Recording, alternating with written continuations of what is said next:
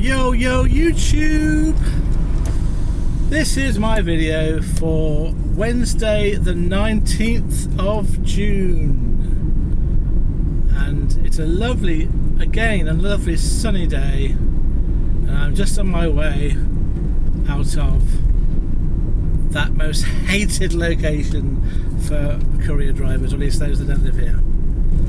So first of all, let me tell you about my day. It's stats time, and before I give you these stats, I'm quite happy about the fact that I do these first, because in my head it's a bit of suspense.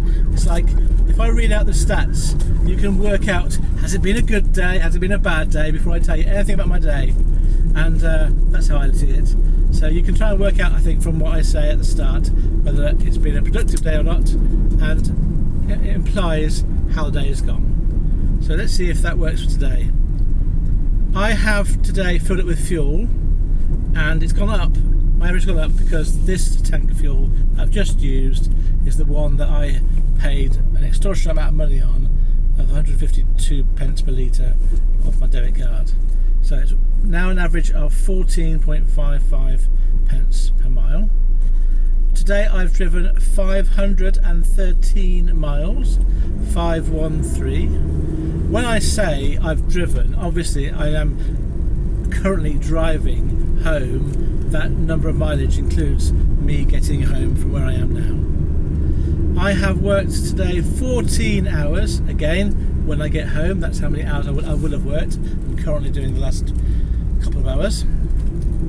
And I have made, before expenses, my gross amount from 2 CX jobs, £345, 345. On fuel, I've spent £74.64. That means that my net earnings after fuel for today is £270, 270, which is going to go some way to helping my weekly average be close to my target, because my last 2 days were way below target. So let me tell you about my day.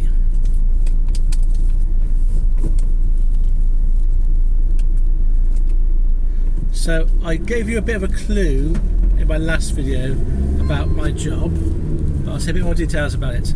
I was given this job yesterday afternoon, again quite last minute, and I bid £80 to go from Lincoln to, I want to say Dryfield, it could be Driffield, I'm going to say Dryfield from now on, which is sort of between York and Hull. It's a YO postcode. And it's 68 loaded miles for a medium wheelbase van, and it's, although this wasn't relevant to the bid, it's 40 dead miles and an hour to get to Lincoln from my house. And when I answered the phone for this call, the shipper guy who called me just confirmed it's still available, and then said, I'll give you £100 for that job. So at the time I accepted this, I couldn't remember whether that was more or less than I'd bid, because I'd put about 3 or 4 bids on. But I assumed from his tone of voice, the fact that he didn't give me a choice, it wasn't really a question, that he must be giving me more money than I had bid. So yeah, I got £20 extra added on, which I was very grateful for and I'm pleased about. And I thought it was a fair price for that job. It's just that when I was bidding, I bidded 80 because I was getting desperate for a job. So it was good that he did that. Okay. So I arrived on site. No, sorry, let's go back. It was an early start. Oh yeah, it was an early start though. That was the kind of slight concern I had. It was a 7:30 pickup. Obviously, I was an hour away from that. So I set my alarm for 5:45. I got everything prepared last night that I could do in preparation for today. The only thing I didn't do was have a bath. So this morning I got up, had a shower, got dressed, made my breakfast, and left the house. And I was out of the house by 6:25 and in the van. I arrived on site for the pickup at 7:35, and I was greeted by another van and another driver who was picking up a load, and he explained to me that he was there to take the bulk of the load, but I was there to take the extra because he couldn't carry it all. And at this point I didn't know if the guy who was the driver of the other van was the shipper that gave me the job or not, and I hadn't asked the shipper's name when he gave me the job. I usually ask the name. So it was a very nice chap, and we had a little chat at the start. He explained how to get to the location, and then I set my sat nav, and it was exactly 2 hours. So he went about 5 minutes before I did. He was loaded up as I arrived. I had 2 pallets to put on board, and I left at 7:45, so I was there for a total of 10 minutes. And then I made my way, and it was due to be a 2-hour journey. I didn't stop, and I avoided doing the Humber Bridge just because it's a small toll, but it's still a toll. And I made it in 2 hours and 5 minutes. So the traffic was pretty good. The only reason for that delay was on the road going towards Dryfield. There was some road works. They were laying a new surface, and there was a bit of a delay because of that. But other than that, I was spot on the 2 hours that I was expected to be. So I arrived on site at 9:50. By the time I'd waited for the other guy to get offloaded, he arrived in his van. He was at the gate as it was opening, and I arrived behind him. So we were basically there exactly the same time. So I let him get offloaded first. He had more stuff to offload, and obviously it was his job, really, not mine. So it wasn't my place to go first. And then I got mine offloaded, and by the time I'd waited, done that, and done all my paperwork, it was 10:10. So now I was in an area which was quite remote.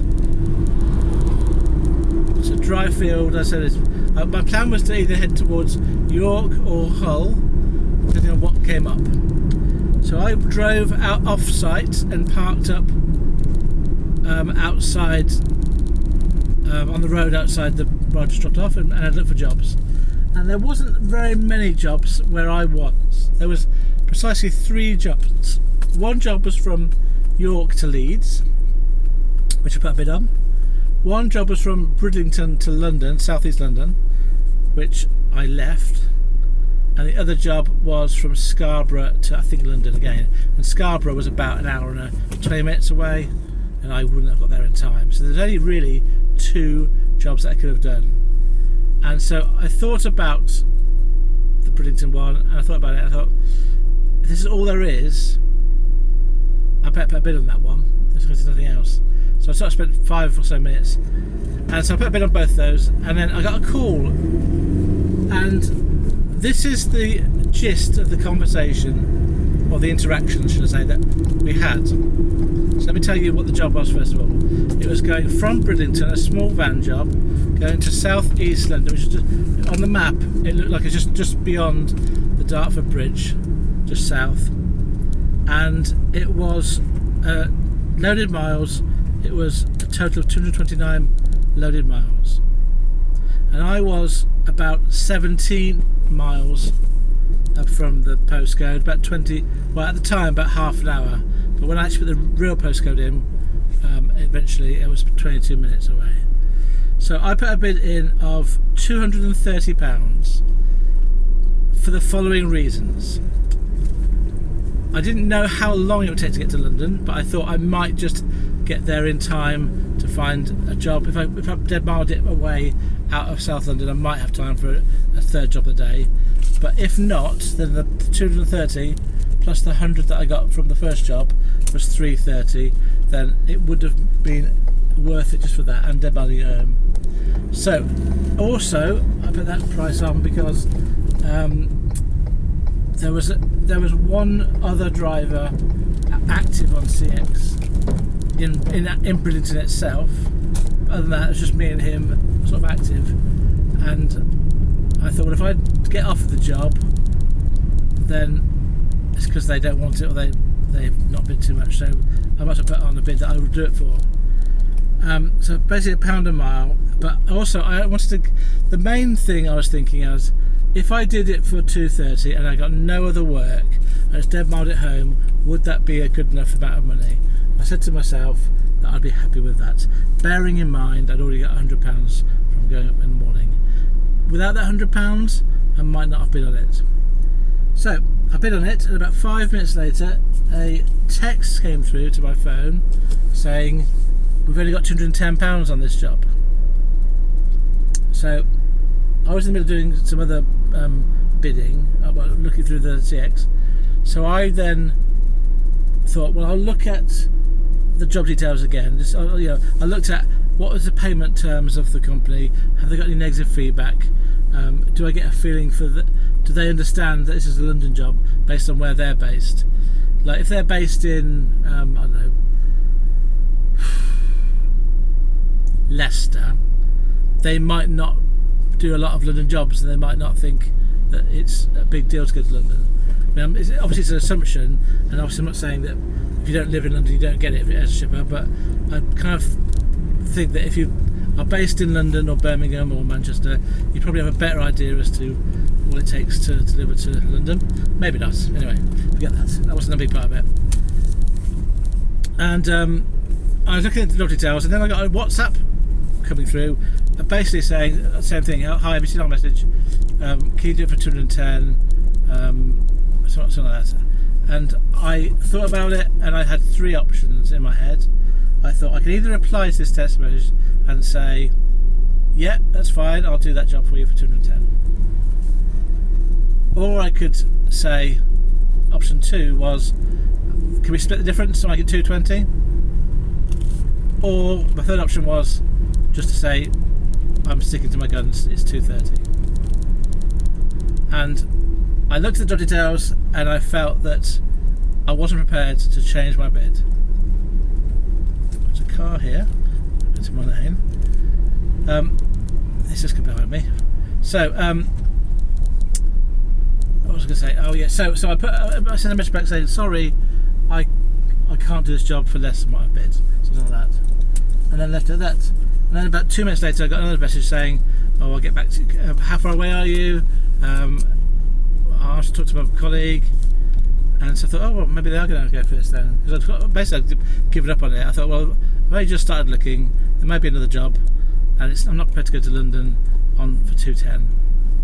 And anyway, as it turns out, he rang me, he asked me how far away I was, gave me the postcode, I was 22 minutes away, he checked I was empty, checked I was going direct, which was my plan, and I got the job.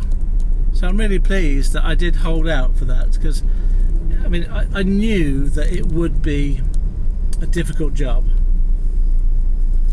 once I got to London, and I didn't want to feel I was doing it for a pittance.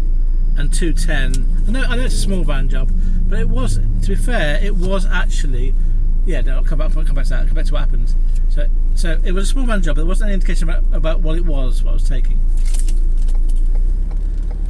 So I got myself to Bridlington really quickly. Their pickup time was 11 o'clock, and I arrived at 10 to 11. Actually 5 to 11. As soon as I arrived, the guy on site said, oh, can you just wait for 15 minutes? We've got some extra things to make for the customer. So I said, that's fine. And I got my van. I expected it to be about 15 minutes. I thought, well, for 15 minutes, I'm 5 minutes early, 10 past 11, that's fine. And I rang the shipper after 15 minutes, and it was now 10 past 11. And I said to them, just to let you know, I'm waiting still for the load, and I don't expect it to be beyond half an hour, but I'm still here waiting. I wasn't mentioning anything about waiting time or extra money, because I felt it was going to be quite quick. In the end, it was a pallet of metal plates, sort of a metre square metal plates, a pile of them on a pallet, and it was 4 additional plates that was the ones that they'd made there and then.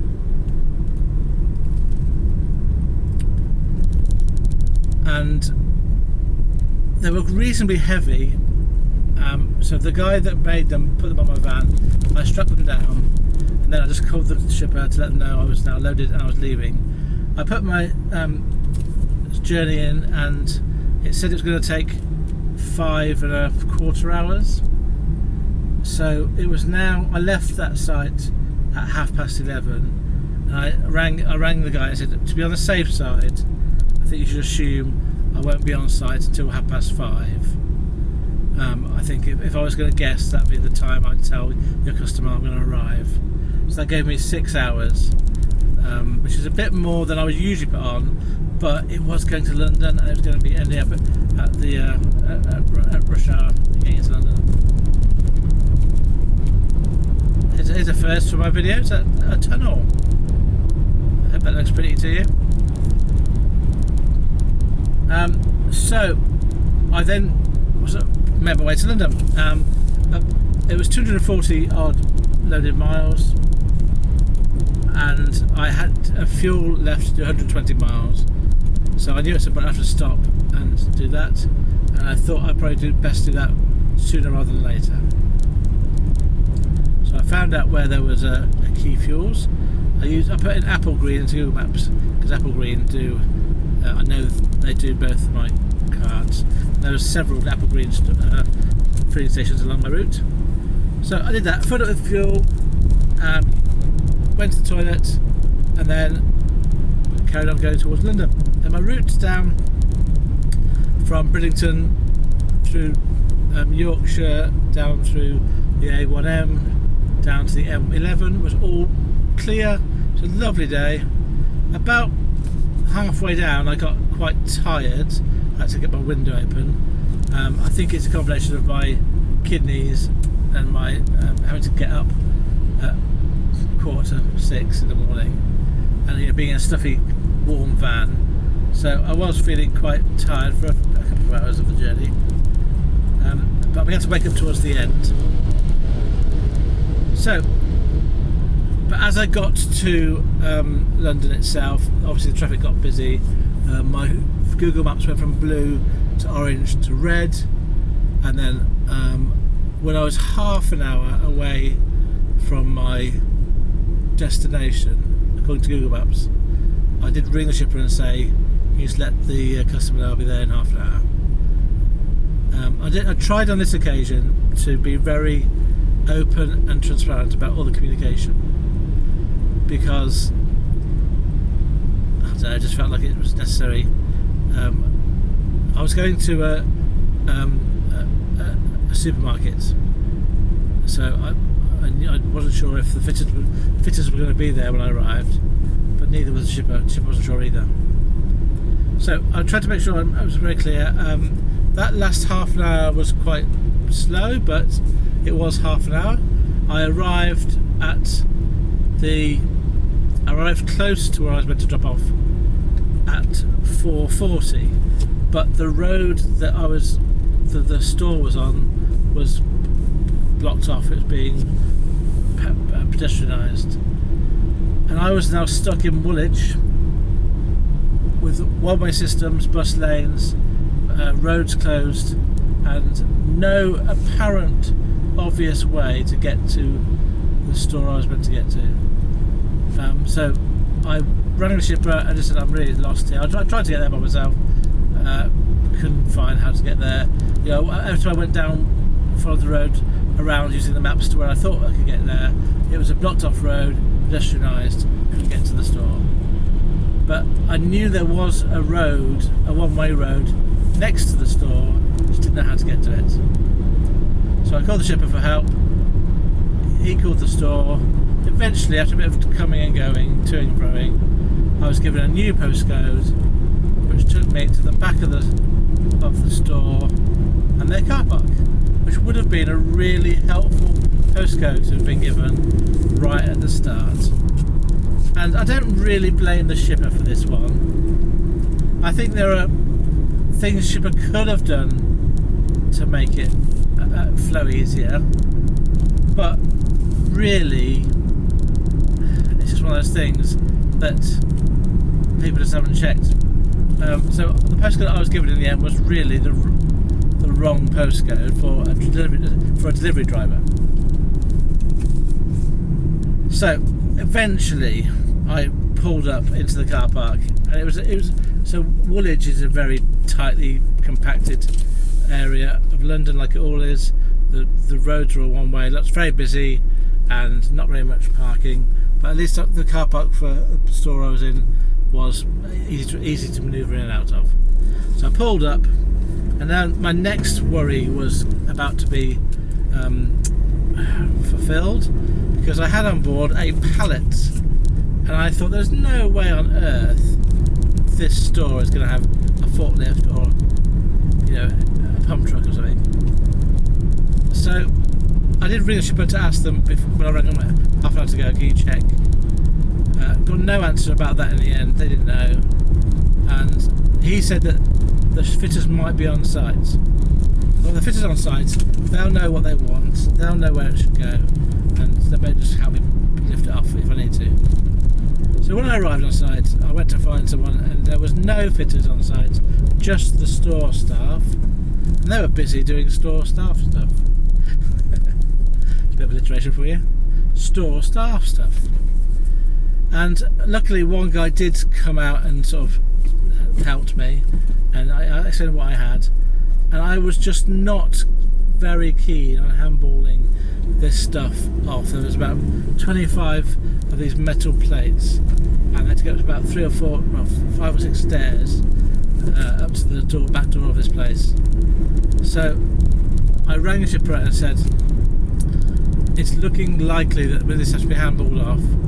I don't want to do handballing, but if they ask me to do it, I'm going to have to say I'm just offer to help. And he said, right, let them do it, and if they ask for help, then let me know first, and then we'll talk about paying handball. And I said to him at this point, do you pay handball? And he said yes, they do. So I got a kind of confirmation that I'd get paid for any handballing, but I really wasn't keen on doing it. So I sat in my van having some lunch, and the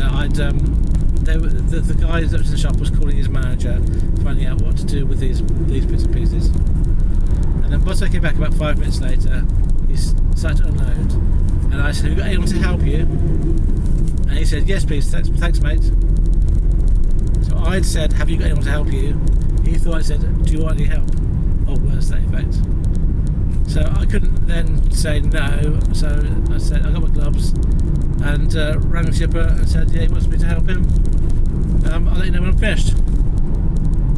So luckily there was 2 of them, 1 of me. We got it all handballed off up the stairs onto another pallet. It wasn't too bad, but there's 3 of us doing it. If I was on my own, I would have struggled. So it took us about 10 minutes in the end. So I called back, spoke to the shipper, and basically just thought I'd leave it in their hands as to what they want to pay me. And to be fair to them, I think they were fair. They gave me a tenner for the delayed arrival because the postcode was wrong. It was about 20 minutes that I was sort of driving around trying to find the place. And then it's about, I had to wait on site in the end about another half an hour while we were faffing about and offloading. So in the end I was on site for about 45 minutes. But a tenner was fair, and they gave me a £5 extra for the handball, which I thought again was fair. So I got, in the end, for that job, rather than getting 230, I got 245.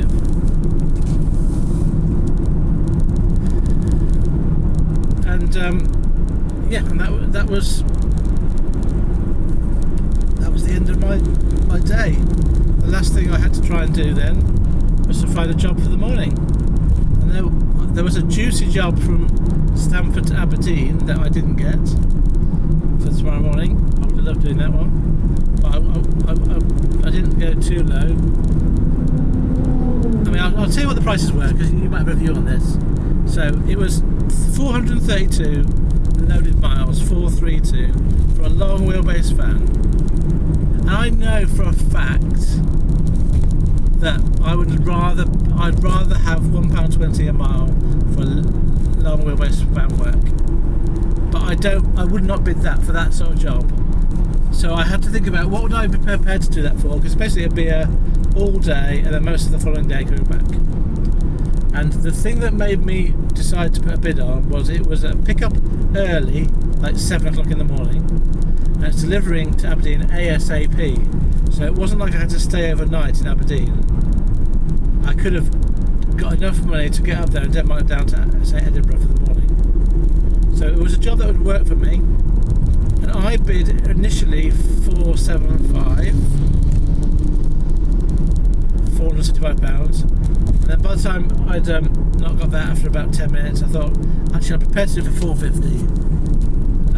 So I think it was something like, it might have been 440 miles, or 43, maybe it's 443 miles. So it's only a tad over £1 a mile I did for that. So I felt that was a really fair price, considering how far up Aberdeen is, and it's a long wheelbase van job.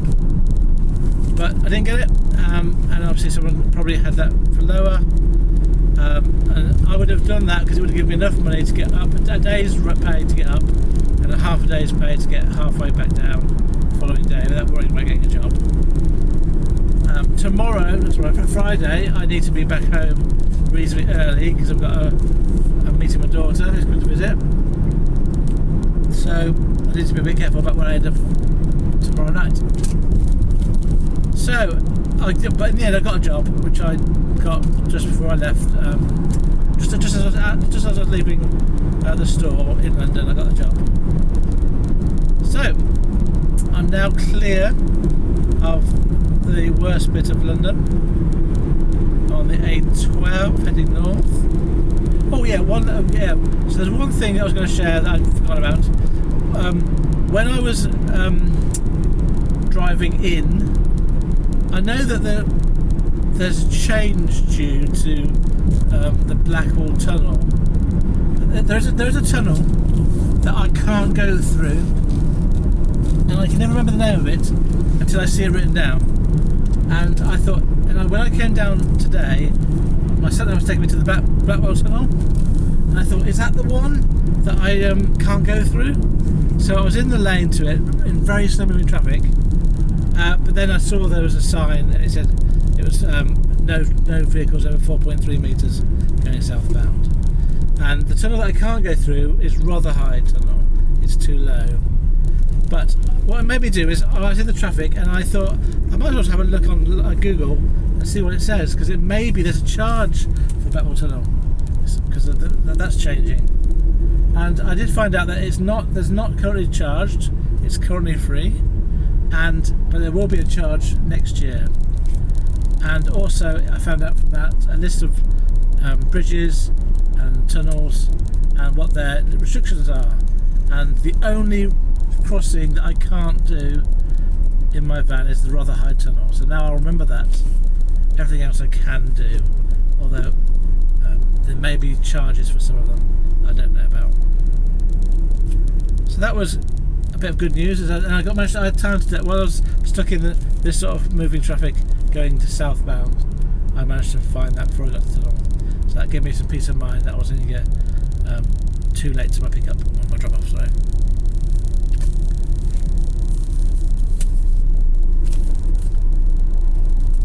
Right, I think that's everything that's happened to me today. Any more reflections?